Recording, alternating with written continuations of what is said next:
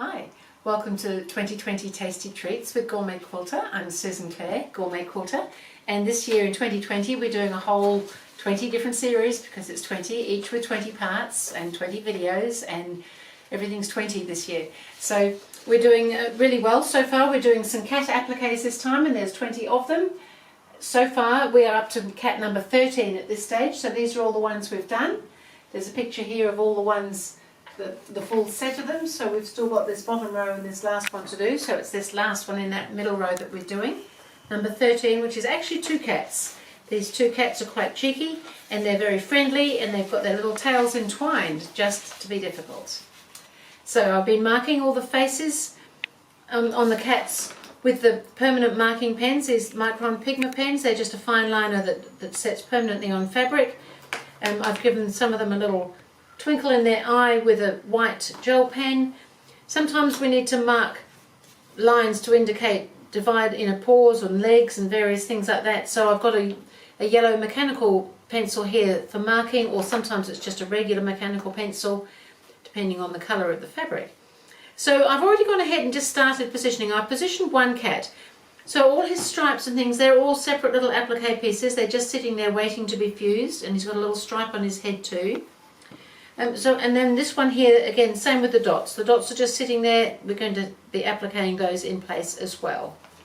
So I'm going to position this second cat. So what I did, because it's a very symmetrical block, was I've finger pressed a line up the centre of the background so that I get them more or less either side of the centre. They're not quite touching at the back here, but we want them fairly level down here, and if we can, at similar sort of angles. So we probably just need to look, and I think that's probably fairly close enough, I think. And so the dots are on, the stripes are on, we've got another head here to go on, and then we've got a tail as well. So perhaps I'll pop the head on, because the head also needs to be a little bit similar to the other one, just on a bit of an angle. And then we've got this little tail thing going on.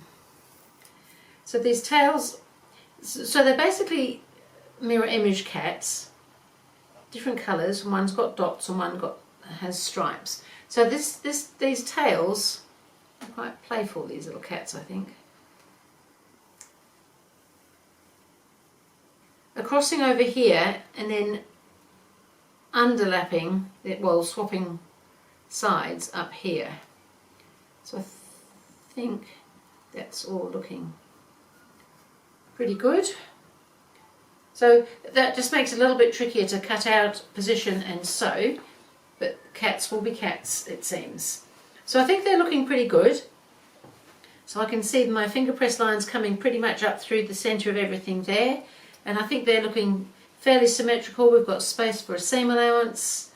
The only thing I haven't yet done, which I normally do before I get to this stage, is just mark where the whiskers are going to go, just so that I don't forget to sew them as much as anything. So I'm just going to be stitching them. So it's not the whole whisker, it's just a little mark so that I know where to stitch. And now I'm just going to iron all those in place, because I've already marked the dividing line for those front paws. Oh, I think they're looking quite fun, these cats. Little mischiefs, I think. And because I'm free motion stitching, I'm going to put them on here. So I'm not sure if I mentioned there is a pattern available through GourmetQuilter.com. So if you're receiving the pattern, you're going to have all the shapes ready to trace for applique. There's a picture of the finished block so that you can see how they go together. Everything is numbered, it's all ready to go basically. Kind of fun. So I've got it just on a piece of cotton batting as my stabiliser for the free motion stitching. And now for the fun stitching. This is the bit I really enjoy. So we're going to free motion applique them. I've got to drop my feed teeth, I've got a little open toe free motion foot on. I've just got some grey thread in the machine, and where shall we go? Let's do these tails. So we may have to do a little bit of either stopping and starting or switching onto different tails in order to get them just the way they think they should be.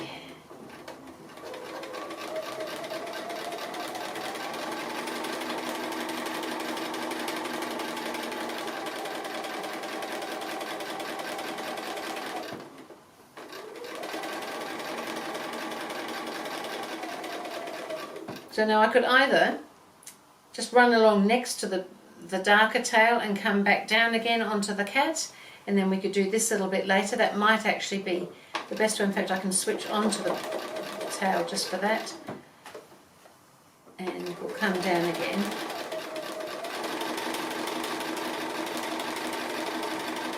If we want it to look like they're intertwined, you can't just kind of stitch over because it will break that visual line. Now I could just go onto the cat there, but I think I'll stop and do the other tail so that you can see how that goes. So this one gets a little bit more complicated, so I think we're just going to do the top section of the dark tail first. Now I've got this little tip of the other tail here, so while we're here we might as well do that.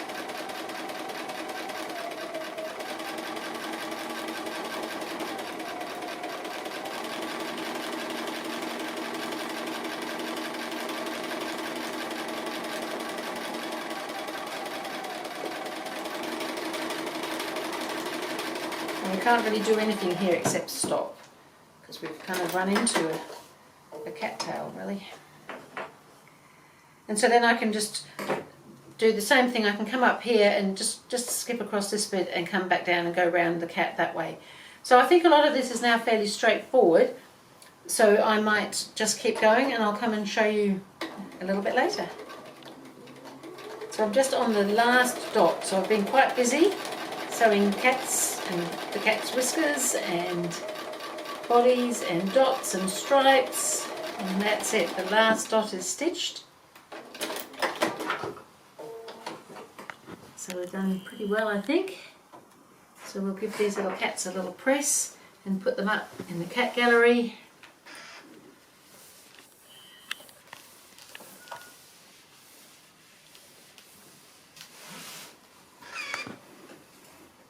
So I think that they are quite cheeky, those cats. They're very happy cats, and I think a happy cat is a good cat. So that's the end of our second row. So that's applique number 13. So we've just got another whole row to go, and I will see you again, thank you, with applique cat number 14.